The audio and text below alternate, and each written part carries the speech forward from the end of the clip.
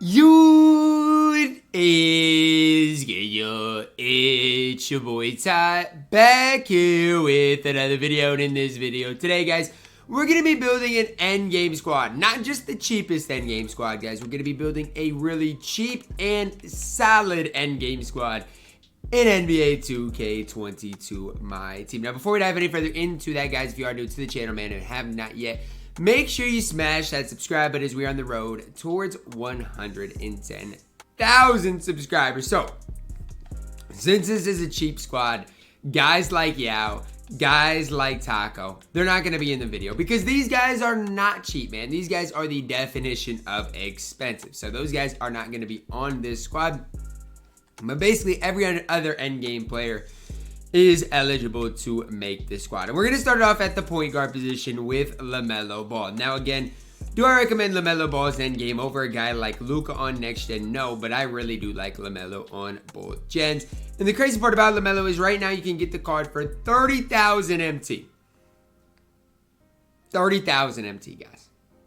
Maybe even 28,000, which is just ultimately an absolute steal. Now, I'm not going to go over their stats badges because they all have the same. Now, what Lamela Ball does have for you is at the point guard position, he's going to have jump shot 3. Movement-wise, at 6'8" is okay. I'm not going to say it's great, but it is okay enough at that point guard position. Hey, and he is, a great start to the squad. I feel like if this was current gen, I might plug in Kobe here, but because it is both current and next gen, I'm going to start our squad off with Lamela Ball. At the shooting guard position, a card that a couple of days ago was basically 1 million MT. You gotta plug in Kevin Durant's endgame card. Again, I don't know how this card was so cheap, but he was literally so cheap, so expensive a couple of days ago, and now he is literally so cheap in my team. And here's the deal for KD. Here's what you guys need to know. This card is maybe the best endgame card in the entire game. And I'm not even exaggerating, man. I might rather have this Kevin Durant endgame card than anybody else. His set shot 25 is so good. I don't know how it's so good, but it is literally absolutely elite. And yes, for 35,000 MT, you can get your hands on KD. That's about basically exactly what he's going for. 6'9", all 99 everything, good stats, badges, animation, tray size of escape. The card is absolutely perfect. At our small forward position, we're plugging in endgame Giannis. Now, you're going to have to spend a little bit more MT than you might want to get endgame Giannis. But you got to do what you got to do when it comes down to it. I am absolutely in love with what endgame Giannis can provide for you in your squad. 6'11" at the 3. Set shot 25 is solid. Great defensively. What more can you ask for out of your small forward position? Maybe you guys want a guy that moves better than Giannis. And if that's the case, you guys can do what you've got to do. But I have a very hard time seeing there be that many better players in general than Giannis Antetokounmpo. For 48,000 MT, I'm not going to call him a steal, but he's an absolute steal for that specific price. At the power forward position, look, I don't love this card, and he's one of the worst endgame cards. But look at the power forward position, guys. As far as endgame cards are concerned, it's a weak position, man. It is. And normally you'd run, Kareem and KP at your power forwards with Taco and Yao at the centers. But because of how I can't run Taco and Yao because of their price, I gotta plug in AD. Now, what I would probably do is I'd probably plug in, the glitch Taco and maybe, the cryogenesis. Yeah, maybe you do something like that so you can run Kareem and KP at your fours. But AD is fine. 6'10" is not great, but he does have a good release. His movement is solid. He does a lot of great things for you. It's just the fact that he's only 6'10". And at this stage of my team, that is a little bit of a downfall when people are going to be running the likes of Attack or Yao, maybe even at that power forward position. That's where AD might struggle a little bit, but still, I think he is very solid for 20,000 MT. And if you guys weren't expecting it, Kristaps Porzingis Dark Matter endgame card is going to be our starting center. I like this card a lot more on current gen than next gen, just because I like jump shot 3 on current gen way more than I do on next gen. But I wasn't sure how I would feel about that as far as it for a big guy. But for 38,000 MT, the card is magnificent. And probably a card I'm going to pick up for my Xbox squad very soon. Because I have a tournament on Tuesday, and so I need to have my squad ready to go. And Kristaps Porzingis probably will make the cut. The card Great. I mean, he does have jump shot 3, which is interesting, but he is 7'3". Is he going to get mashed by Yao and Taco? Yes, but that's just the way it's going to be. I mean, my squad is going to be just as expensive as one singular Yao or one singular Taco. So far with the starters, you know, we go Lamelo 30K, KD 35K, Giannis 50K, AD 20K, KP 40K. All of those guys, you're looking at maybe 190,000 MT. So we're under that 200,000 price point. The backup point guard position, we're plugging in J.R. Smith. And I would be the first to say, I mean, I don't love J.R. Smith. I mean, a lot of people are going to say, Ty, he's basically the same as Kobe Bryant, which, look, I get that debate, but Kobe feels differently than JR. And JR still is really good for his price. There's a reason I'm plugging him in. Now, he's going to feel very similar to Kobe Bryant, and he's going to move really well. And for 18,000 MT, that's nearly impossible to pass up on. Now, again, for me, and let's say, you know, on my no money spend, if I was to play on current gen, outside of Michael Jordan, I don't know if there's a better point guard for that squad than a guy like J.R. Smith.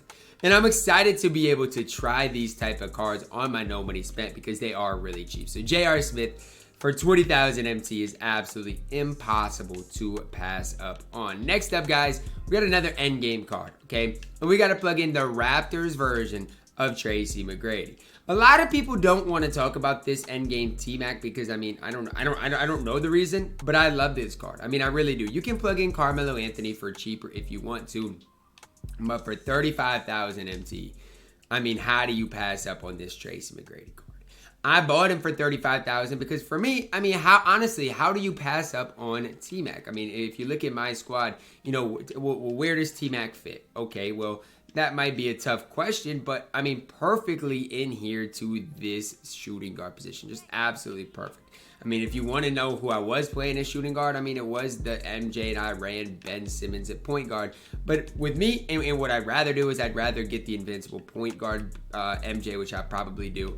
Move T-Mac to that too. That way I don't have to play that Ben Simmons. But T-Mac, you know, set shot 25, movement-wise is going to be good. Very similar to what Kevin Durant can give you. At this small forward position, one of the most underrated cards in the entire game is Endgame Larry Bird. A lot of people are going to, you know, talk about Ty, well, why would you get Endgame Larry? My whole thing is this. He's basically LeBron James without as good of a player model. I mean, that's literally what Larry Bird is. 6'9", can play lanes pretty well. Offensively is very gifted. 19,000 MT is Larry Bird. I mean, there's no reason to go out there and spend a ton of MT on, let's look, I mean, I got Kawhi right now, Invincible Kawhi. Larry Bird on next gen is better than Invincible Kawhi. On current gen, I still don't know if I would make that claim, but I'm telling you that right now. It's just tough to find better than Larry for 22,000 MT. So far, my backups, we're looking at right at 80,000 MT, so we're really not spending too much MT. Here's where the tough part comes in. I've got to plug in Shaq, and although I don't want to, I have to. I don't have a choice. At the power forward position, there's not that many center power forwards. I mean, unless I want to run Scotty Barnes at the 4, which I really don't feel like doing. Unless I want to run Ben Simmons at the 4, I would rather just pay up for Shaq. I mean, I don't really want to, but sometimes you got to do what you got to do. And right now, guys, yes, Shaq is super expensive. 80,000 MT for Shaq is just absolutely ridiculous. I'm just throwing that out there for you guys. It's a ridiculous price. Probably one of the worst value cards in the entire game, but sometimes you got to do what you got to do. Would I ever recommend you guys getting Shaq? No. He's just plugged in here for the sake of this video.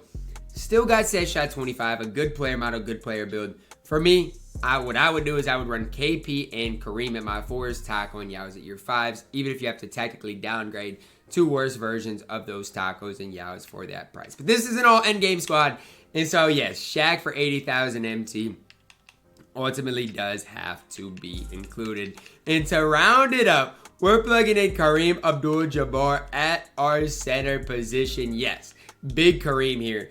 An absolute beast on the interior. I mean, price-wise, I didn't think he was even going to be this expensive. And yes, I mean, 50,000 MT is about what you're going to have to play for Kareem. Now, for all these cards, guys, I mean, you can probably try to bid snipe them for relatively cheaper. I mean, you might get Kareem for like 40,000 MT, and if you can, that is really probably what you want to look at. But Kareem, gonna have set shot 25. If you white with the card, it's probably not gonna go in, but on the defensive end of the court, he is an absolute menace. So that is going to wrap it up for our endgame squad builder. All in all, guys, you're spending right around 400,000 MT for an all endgame squad, which is just absolutely ridiculous. Now, one thing I'd recommend is you tactically downgrade. Yeah, like if you have to get this flash glitch taco and then plug Kareem or even KP, because KP is going to replace this Shaq in at that power forward position, that is one thing I would recommend doing so. But again, so many cheap options. Melo's a good option. I mean, if you do want to go ahead and plug in some other guys, even Scotty Barnes at the 3 is fine. The options are endless for the small forward to point guard position. The power forward, center through center positions is pretty, not a lot there. Wish we would have got guys like David Robinson, maybe even a Tim Duncan. But right now it is what it is. We've got what we've got. That's going to wrap it up for our video today, guys. Hopefully each and every one of you guys did enjoy it. Drop a like on the video. Subscribe if you are new. As always, man, I love you guys. And have a blessed day.